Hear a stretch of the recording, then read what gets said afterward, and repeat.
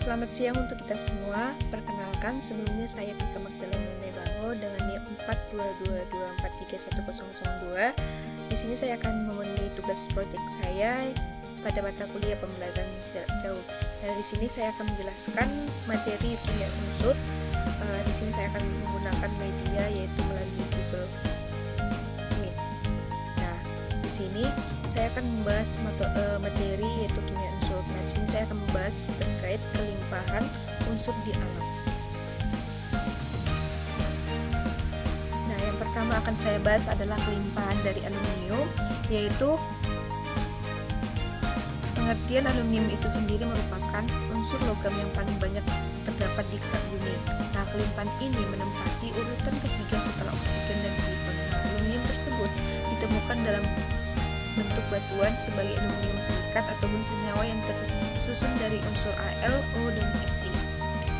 Nah, adapun biji bauksit itu merupakan rumus kimia yaitu Al2O3 2H2O dan priorit yaitu Na3Al6. Nah, aluminium ini pertama kali diisolasi pada tahun 1825 oleh ilmuwan yang berasal dari Denmark. Adapun aluminium dimurnikan pertama kali oleh Fredrik Holder yaitu pada 2 tahun diisolasi yaitu pada tahun 1927 dengan cara mencampurkan aluminium klorida dengan kalium. Nah, untuk yang kedua itu adalah kelimpahan besi. Nah, besi merupakan unsur logam kedua yang memiliki kelimpahan di alam setelah aluminium. Nah, besi ini merupakan unsur keempat yang paling banyak terdapat di kerak bumi. Nah, biji utama unsur ini adalah terdapat pada mineral hematit yaitu Fe2O3 magnetik ataupun Fe3O3. Yang ketiga itu limodit ataupun FeOOH dan siderit itu FeCO3. Nah, dalam pembuatan logam besi digunakan bahan-bahan tambahan yaitu flux seperti CaCO3 ataupun kalsium karbonat. Nah, di Indonesia besi ini banyak terdapat pada Kalimantan Barat, Sumatera Barat, Sumatera Selatan, Sulawesi Tengah, dan Pulau Jawa. Nah, untuk kelimpahan selanjutnya yaitu kelimpahan sulfur. Nah, biasanya kita juga mengenalnya sebagai belerang yang berasal dari bahasa Latin ataupun sulfurium yang artinya batu belerang. Nah, belerang ataupun sulfur ini merupakan unsur periode ketiga yang terdapat di alam dalam keadaan bebas maupun dalam bentuk senyawanya. Dalam keadaan bebas umumnya belerang ini terdapat di daerah gunung berapi. Adapun dalam bentuk senyawa yaitu seperti besi sulfida FeS2, gips yaitu CaSO42H2O, dan seng sulfida yaitu ZnS. Nah, kelimpahan nitrogen merupakan komponen gas terbesar dalam udara yang mencapai 78%. Nah, nitrogen ini merupakan gas yang tidak reaktif ataupun inert serta memiliki titik didih -196 dan titik beku -210. Yang kedua itu adalah gas mulia. Di sini saya akan membahas terkait apapun sifat-sifat dari gas mulia tersebut. Nah, sebelumnya kita harus mengerti pengertian ataupun konsep dasar dari gas mulia tersebut. Nah, gas mulia ini di dalam sistem periode unsur terdapat pada golongan 8A ataupun kita sering menyebutnya golongan 0.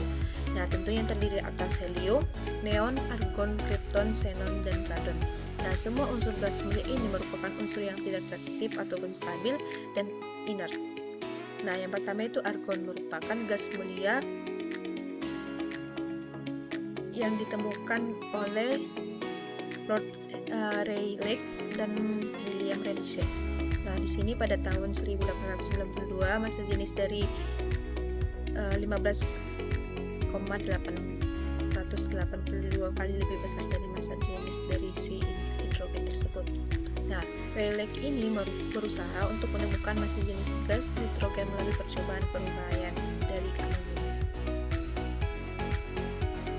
Nah, untuk selanjutnya, William Ramsay ini berusaha mereaksikan gas nitrogen yang diisolasi dari udara dengan logam magnesium dan berhasil menemukan gas mulia lainnya yaitu helium diklorid dari pemanasan uranium. Selanjutnya, melalui hasil penyulingan udara cair ditemukan lagi gas krypton, neon, dan xenon. Nah, semua contoh gas ini kemudian diteruskan oleh Henry Moissan, yaitu seorang ahli kimia yang mengisolasi fluorin dengan reaksikan fluorin yang reaktif. Nah, tetapi tidak semua bereaksi dengan fluorin tersebut. Nah, di sini Ramsay itu memasukkan gas tersebut sebagai kelompok senyawa yang diletakkan pada golongan tersendiri dalam sistem periodik unsur yang disebut dengan golongan nol ataupun gas mulia pada golongan 8A.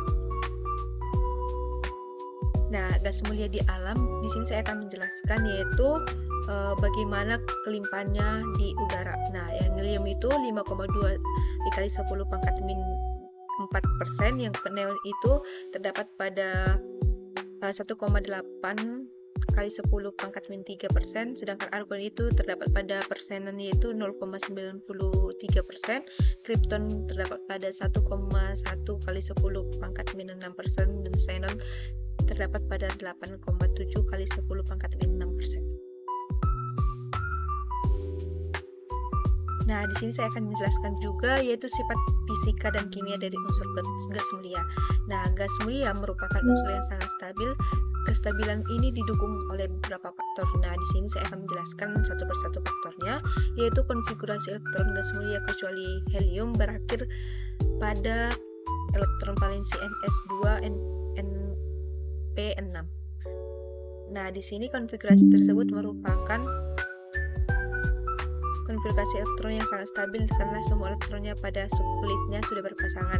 Energi ionisasi yang tinggi menyebabkan gas mulia sukar membentuk ion positif. Hal ini berarti gas mulia sukar berikatan dengan unsur lain secara ionik. Nah, yang ketiga itu afinitas elektron yang rendah menyebabkan gas mulia tidak dapat mengikat elektron dan menjadi ion negatif. Hal ini berarti gas mulia sukar berikatan dengan unsur lain membentuk senyawa ionik.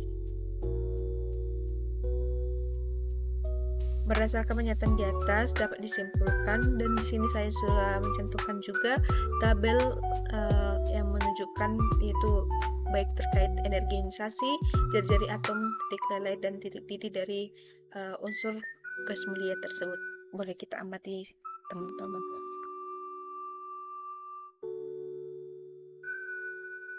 Nah, untuk sifatnya, yang pertama sifat fisika. Tentunya tidak berwarna, tidak berbau, tidak berasa, dan sedikit larut dalam air. Selanjutnya merupakan gas monoatomik bersifat nonpolar. Titik cair sangat rendah karena memiliki gaya London antar molekulnya sebanding dengan massa molekulnya. Sifat kimia gas mulia tersebut adalah kulit terluarnya sudah penuh sehingga bersifat stabil. Yang kedua itu sangat inert, hanya beberapa senyawa yang dapat dibentuk, diantaranya Xe2 dan Xe4 sampai Xe.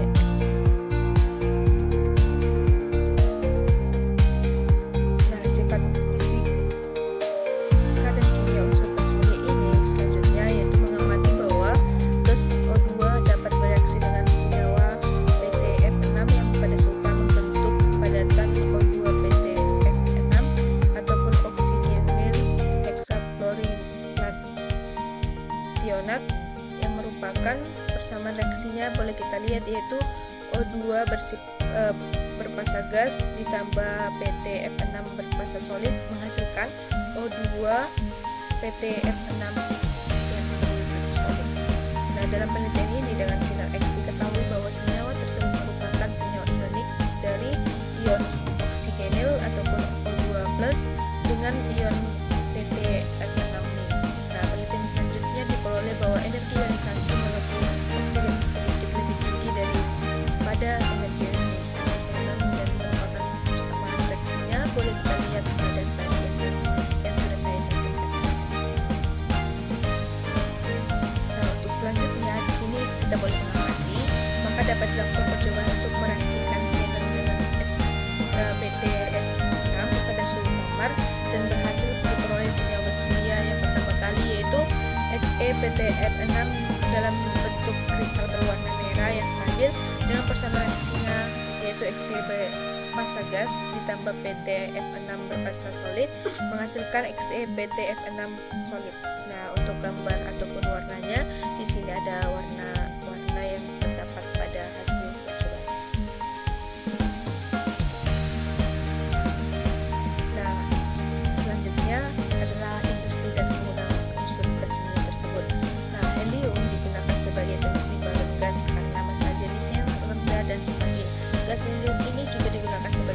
saluran gas oksigen pada tabung penghalang karena kestabilannya dan kelarutannya yang kecil dalam udara. Helium cair pada suhu 4K Kelvin digunakan sebagai pendingin dalam riset pada suhu yang rendah. Yang selanjutnya, neon digunakan sebagai gas pengisi lampu dan memberikan warna merah yang terang pada lampu di bandara. Umumnya digunakan neon untuk pengisi karena cahaya yang dihasilkan dapat menembus kabut. Nah, untuk selanjutnya, argon merupakan gas kimia yang paling banyak digunakan terutama untuk pengelasan logam industri. Rancang bahan yang memerlukan presisi tinggi, misalnya pesawat terbang, memerlukan pengelasan logam yang bebas oksigen, dan karena itu digunakan argon sebagai atmosfer pengelasan.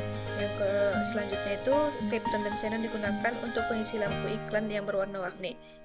Yang selanjutnya campuran 10% xenon, 89 argon, dan 1% F2 digunakan sebagai lampu emisi untuk menghasilkan sinar laser. Sekian dari penjelasan saya. Semoga materi yang saya jelaskan berguna untuk kita semua. Sekian dan terima kasih.